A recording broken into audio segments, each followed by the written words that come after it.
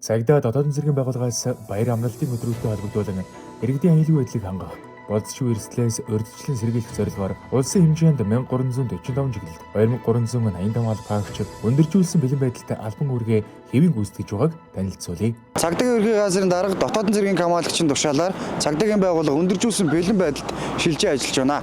Үүнтэй холбогдуулан автаргуулийн 170 чиглэлд 350 албаагч 24 цагийн хугацаатаар үүрэг гүйцэтгэж ажиллаж байна. Мөн гудамжт бай олон нийтийн газар гэмтэх зөрс өрсөн сэргийлэх чиглэлээр явган эргүүлийн 350 чиглэлд 750 албаагч 6-аас 8 цагийн хугацаатаар 2 ээлжээр үүрэг гүйцэтгэж ажиллаж байна.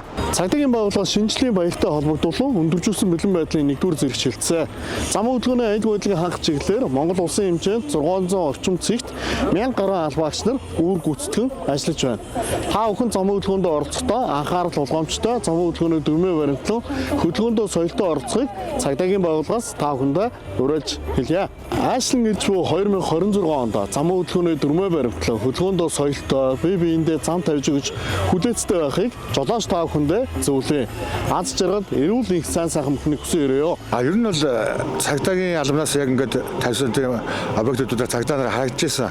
Өнөөдөр ихэд 2 цагдаа тогтмол явж байгаа. Тогтмол цагт явбал ажлаа бол яг хийгээл явж байгаа.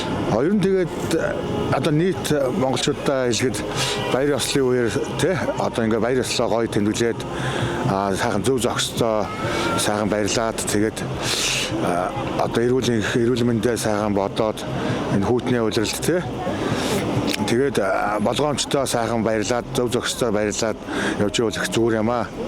Тэр нийт Монголын ард түмэн сайхан шинэ оноо сайхан ухтаад аз жаргалтай эрүүл энх байгаарай гэж хүсье. Иргэд та бүхэн цагдаагийн байгууллагаас өгч буй сэрэмжлүүлэг, заавар зөвлөгөөг дагаж мөрдөн баяр амралтын өдрүүдэд аливаа эрсдэлгүй зөв зохистой өнгөрүүлэхийг цагдаагийн байгууллагаас зөвлөж байна. Хүүхдүүд та бүхэн минь шинэ оноо гэр бүлээрээ баярын ширээнийхээ ард аз жаргалтай инээдгөөртөө гэр бүлээрээ эрүүл энх сайхан шинэ жилээ ухтан аваарай. Хүүхдүүд та бүхэнд шинэ оны минь төргий.